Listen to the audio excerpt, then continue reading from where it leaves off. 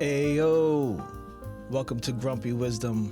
I'm your host Talib Jasir, and I want to talk to you all today on risk-taking, about this access that we have, which is choice. Every day our lives are made up of micro decisions, micro choices that affect the macro. And with that said, we've been socialized to have an aversion to risk. Risk, in my opinion, is a step towards liberation. And if liberation is something that is not meant for a people, then of course, stay away from risk by any means necessary. Play it safe. I've gone on record to say that what we experience is not the American dream, it's America's dream for us. It's citizens, it's sheep, it's docile functions of society. But as you begin to create awareness in yourself and in your body and grow and age is a powerful transmuter of self, because age is going to alchemize you whether you are with the program or not. You will be changed from one form into the next, kicking and screaming if you have to. So I'm going to share a story on risk taking in this episode titled On Risk. In the last episode, I let you all in on my former career in the pharmaceutical creative marketing agency. And by the time I was done working there, it probably had been almost 15 years that I worked at this one company, while again getting laid off and going to another freelance job and going back to that company, until I went to another agency that made me know without a shadow of a doubt that I am no longer capable of entertaining those spaces. But I digress. I was going in the office every day, and I lived in Jersey City at the time, and this company is in Teaneck. Never heard of a Teaneck before then. When we first moved to Jersey, we were back and forth to New York. That's all we knew. And my first job was in New York City. So I never went that way for anything. So this is my second go around back at the company. And somewhere in that time, my grandfather became sick, affectionately called Papa. I'll share some stories about him another time. But I remember getting a call there while I was working, and it's telling me that my Papa was not doing well at all. And this was out of the blue. I had just seen him maybe a few months before that give thanks, because it had been some time since I'd laid eyes on my grandfather. And one of those momentum goals was to go and create some new memories with the people that you love. And I went from Jersey City to Salisbury and sat with my Papa for the first time in a long time, and we talked for hours. Then I got a great picture of him and I that I'll share in the zine on the last time that I saw him alive. And I get this call, my grandfather's not doing well. Wait, what? Okay, so what do you need me to do? I'm the only person that is over 4 hours away. And so everybody is there already, and they're like, we're taking care of it, we'll call you back. So they called me back, and my Papa passed away. And this was in September of 2017.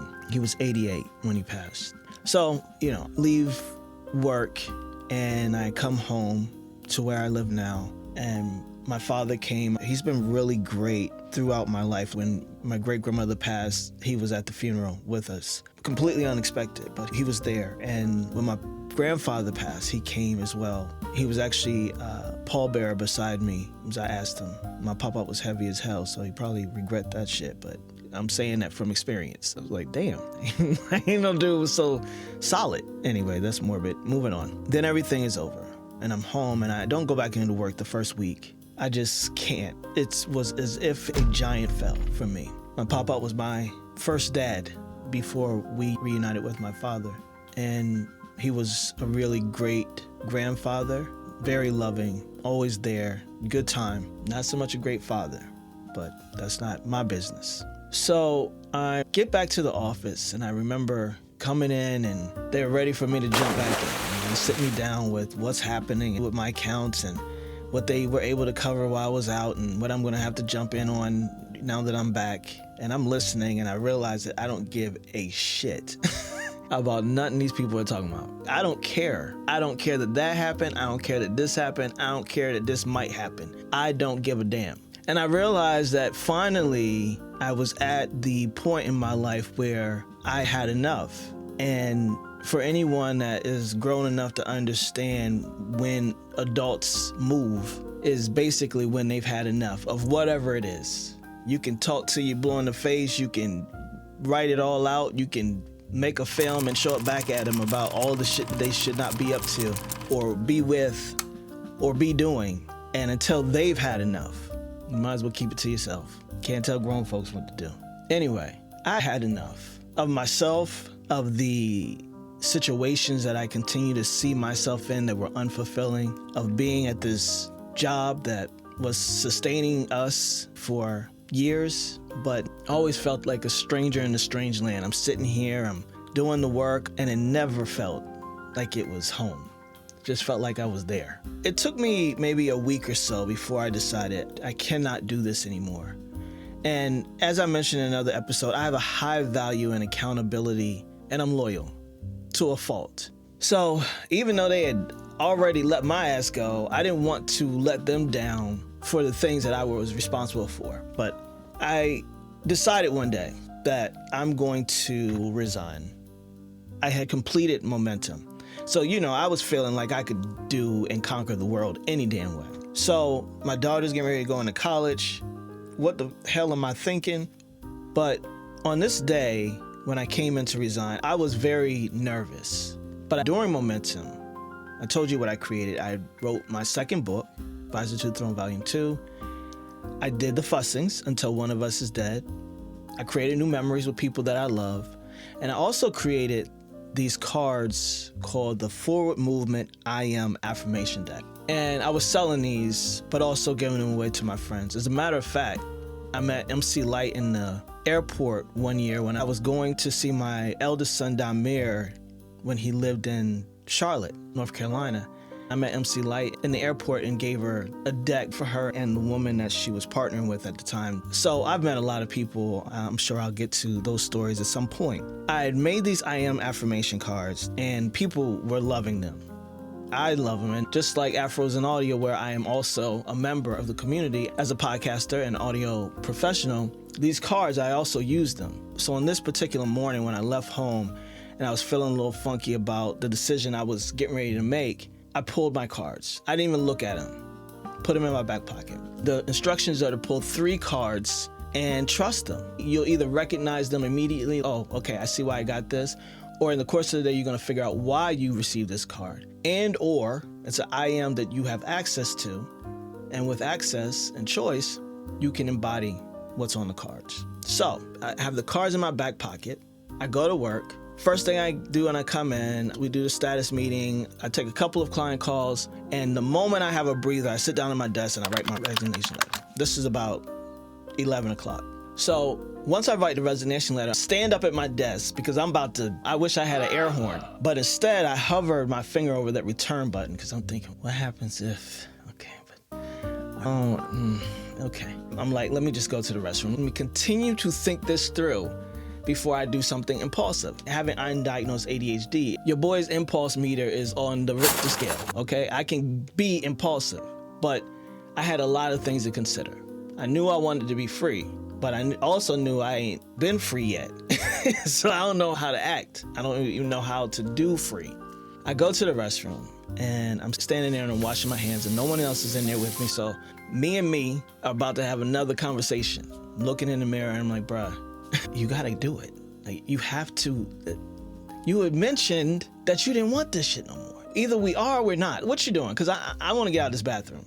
And then I remembered that I had these cards that I hadn't looked at yet in my back pocket. So after I dried my hands, I pulled them out of my pocket and I read them off one by one. And the card said, I am open. For those of you who have the Patreon and will be able to see the videos, I'm showing you the cards. I am daring, and the last one, I am risk-taking. And I looked at these cards. Wow, I sourced the hell out of these today, didn't I? I am open. Okay, open to what? Possibilities. Damn. I am daring. Daring to do what? Quit this damn job. I am risk-taking. I looked myself in the mirror and I said, you either are or you aren't. And even though I was 100% aren't, I decided to access my ability to embody what this message was for me on that day. I am open, I am daring, I am risk-taking. Yes, I am. And I went back to the computer and I pressed send, and I couldn't get out that office fast enough to get to my car and go get lunch. And I spent about an hour in that car eating my lunch. Why? Because I wasn't open, daring, or risk-taking. I just tried it on. I was a nervous wreck.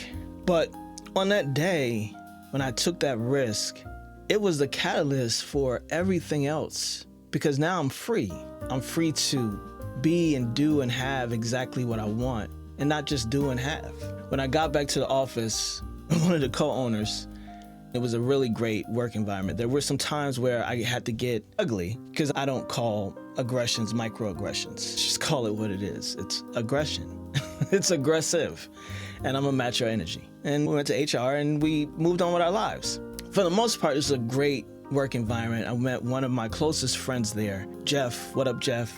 I doubt he'll listen to this. He is my single white male friend, and I love him. One of my true friends. And Jeff had already left the building. He was out west after having made a choice, which made this a little bit easier for me to say my goodbyes, at least from working in the office. The co-owner comes up to me, sticks his middle finger up. It was cool. We had that type of relationship, and he's like, leaving us. I'm like, yeah, man, it's time. There's some things going on with my wife at her job, and it was just time to step out of there so we could do something different for everybody's mental health. I had finessed that contract position, and so I was working that for a few years afterwards.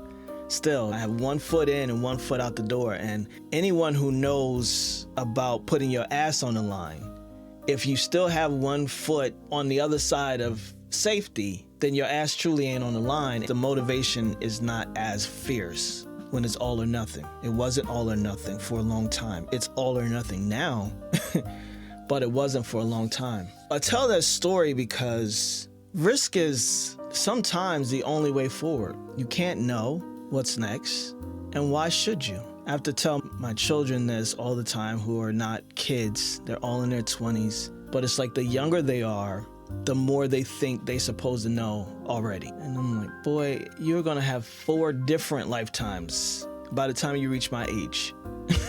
4 different ones, and that's if you're lucky, and then just settle into one, because it is not hard to become the trajectory of who you aren't in this here world. In fact, it's set up for just that. So as I took this first risk of many, because this is 2017, so Afros and Audio was not even a twinkle in my eye yet. My coaching business was, and I have great clients out the gate, high profile, high performing individuals who knew they wanted more just like I did. So that worked for a while, it did. But taking risk, and we've all heard this part, the reward of taking risk is unmatched. Just getting shit by happenstance and because you are on autopilot, all right. But gaining from a risk that you took where it could have went either way and you didn't know which way, but you still jumped. Now that's saying something. You did your big thing there. And no disrespect to anybody that is living. There's a need and necessity for people who ain't ambitious and risk-taking. We would have no infrastructure if everybody in the world was a risk-taker. But on that day, I decided to take a risk. The universe conspired.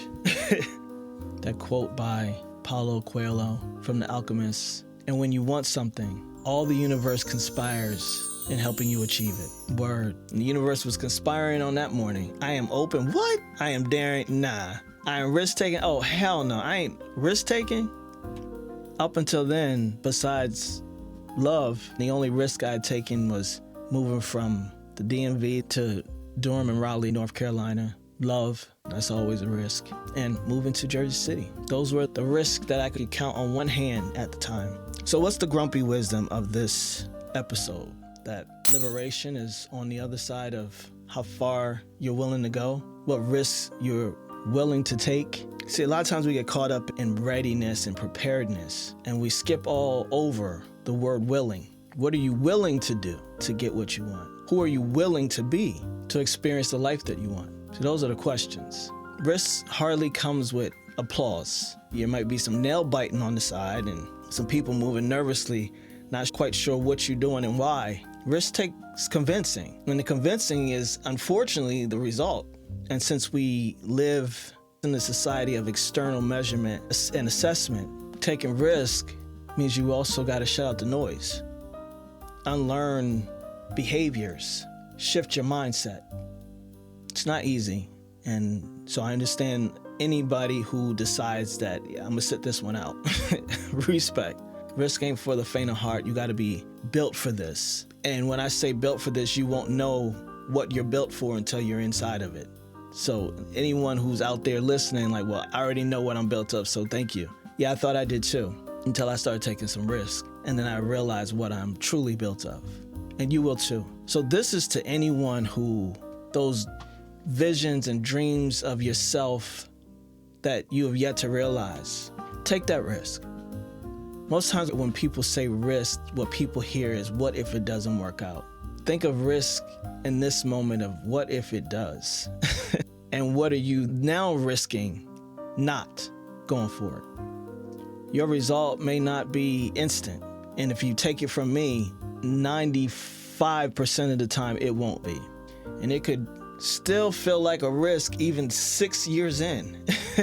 But the reward of liberation and self-awareness must come with a healthy side of compassion for blazing a new trail for yourself, period. It doesn't matter how old you are in this world. If it's brand new to you, then you're a baby. And you have to learn everything you don't know.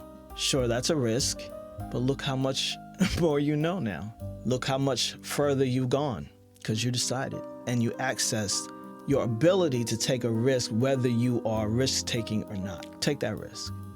Thank you for listening. Until next time, peace. Hey, yo, if this episode sparked something in you, don't keep it to yourself. Follow or subscribe, rate the show, drop a review, and pass it on. Want to see the episode videos? Become a member of the Grumpy Wizdom Inner Circle on Patreon to unlock exclusive content, early access, and a fresh scene every 3 episodes. Join now at patreon.com/Grumpy Wizdom.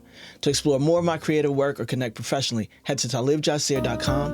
And Podcast Fam, if you create, produce, or move in audio, don't miss the 7th annual Afros in Audio Podcast Festival, October 16th through the 19th in Baltimore. Details at afrosinaudio.com.